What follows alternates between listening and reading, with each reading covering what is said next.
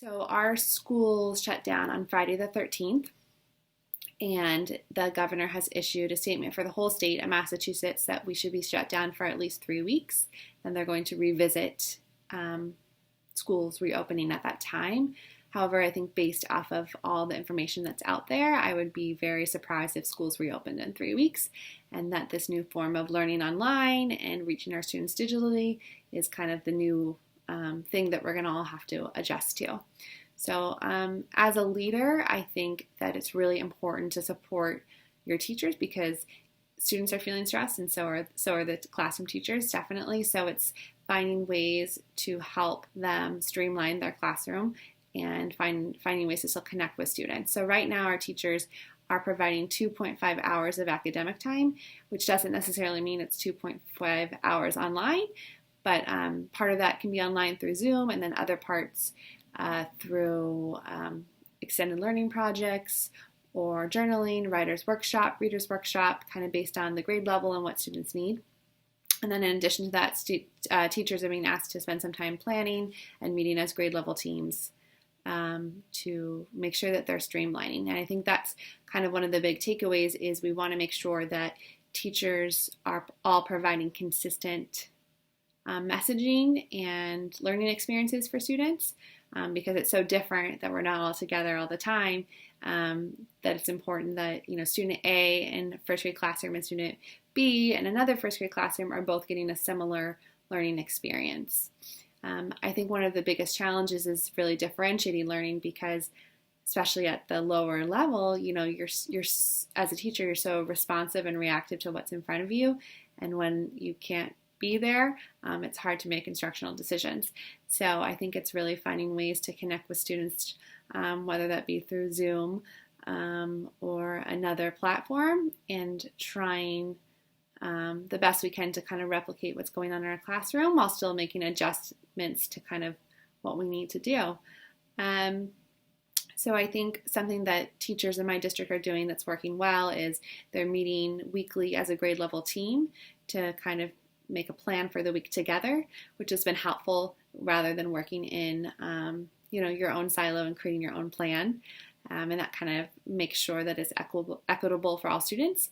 The leadership team also in my district is meeting weekly as well to kind of discuss what's going on and ways that we can support teachers.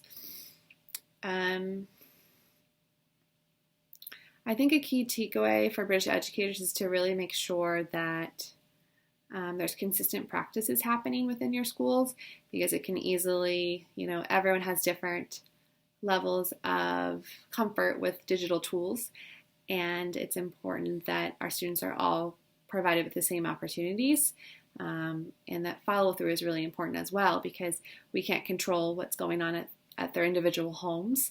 So how can we ensure that students kind of receive the same learning experiences? So less about do this with your parents and more about things that students can do independently the best that they can, and then there's some sort of follow through with the teacher to hold students accountable for their learning and make it still enjoyable and exciting. I think another thing just to consider is that there's so many digital platforms out there and educational resources that are providing, websites for free now and different tools for free, and authors are reading books online. There's just so much stuff, which is awesome. However, you want to make sure that it's not overwhelming for families, because I think just throwing a bunch of resources at families really isn't helpful. I think families are already overwhelmed, and so just providing a giant list of here's all the things you can do isn't really a way to target the needs of your individual students.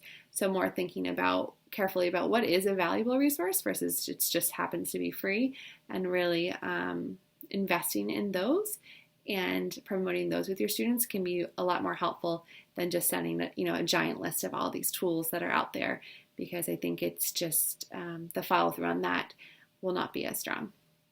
So I've gathered some of my colleagues in Washington State, which is a state that has been hit hard with the virus, as well as in Massachusetts, just to provide some of the things that they're doing in their districts and ways that they are supporting students. So I hope that you find that helpful. One of the first things we thought of that we need to do is to continue to have a sense of community. That's very important in an elementary school. You have spirit days, you have all these things, we have assemblies, times where we're coming together and you're feeling that sense of community. And so this can feel very isolating and disconnecting when you're now all of a sudden at home doing all of the learning. So, for example, this week we are having a photo challenge where all of our students are trying to take a picture of themselves reading to a stuffed animal in their home. They're then going to email that to me, and I will share it in a slideshow at the end of the week on our website so that they'll have a chance to see all of their friends from our class doing the same thing at home. This also helps with accountability. A lot of times what I hear from parents so far is that their students aren't listening as much as they maybe would in class to me and wanting to complete the work that I've asked them to do. And so this is also a way for them to connect and see that I'll be checking back in, and it shows again that homeschool connection, which all of a sudden has become paramount in this situation. We are not trying to replicate the learning that would have happened if we were in the classroom. What we are trying to do, in that it is such a long chunk of time and we don't want to have that sort of summer slide that we see, is that we are providing ongoing learning and resources for them to continue to practice skills that we have already taught them. Our school shut down officially on March 13th, and teachers have been working to figure out how to best maintain contact with their students and the families, and also to keep the learning alive while we're teaching remotely. At this point, we are providing enrichment and review for our students. We're not teaching new content, though that may change in the coming weeks. Many teachers have set up Google Classrooms and blogs to send out daily assignments to their students. They have had whole class Zoom meetings, and they've also established office hours so that they can call students and have one-to-one conversations, so that connection between their students and themselves stays strong. We're figuring it out as we go, so we're adapting what we do every day. One of the things that we've been doing, or I've been doing to support teachers, is continue to have grade level PLCs. For example, today I'm going to be meeting with grade levels between the hours of 11 and 3, and as they make plans to coordinate their teaching, and provide some consistency, I'm asking them what I can do to support them as their literacy coach, and what lessons I can pull together for them. Sometimes I do video mini lessons, or I find material that's parent friendly to promote reading practice or writing engagement at home. I also do one-to-one coaching sessions with my teachers so that I can give them feedback on what they're doing, and just be a sounding board. We can figure this out together. Our goal is to create lifelong readers and writers, and this is a really good opportunity to go back to basics, to sort of think about the right now as a start to a new school year, start to build habits for reading and writing at home.